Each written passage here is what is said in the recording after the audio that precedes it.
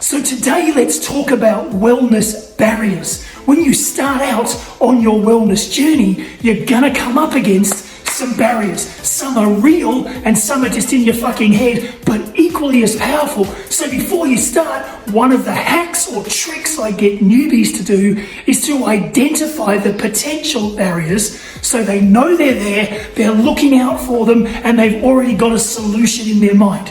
How does that work?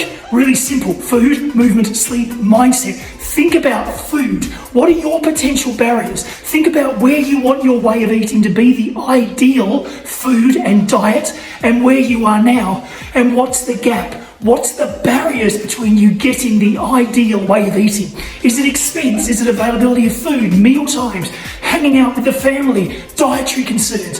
What are those barriers? Figure out the top three, find a solution so when that barrier comes along, you're aware and you're prepared. Think about movement, exercise. What's your ideal way of life when it comes to regular exercise? Where are you now? And what's the gap and the barriers? Is it injuries? Is it equipment? Is it lack of a training partner? Lack of understanding, knowing what to do?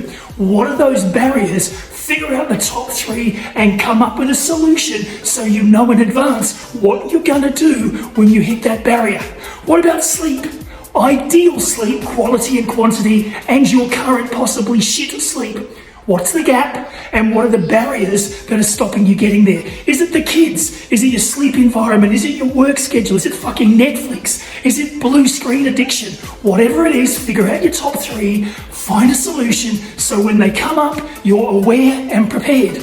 And what about mindset? The ideal wellness mindset up here and where you are now. What's the barriers that are getting in the way of you being positive and motivated and energized and self-sustainable? Figure out the top three, identify a solution so you're aware and you're prepared when you come up against barriers.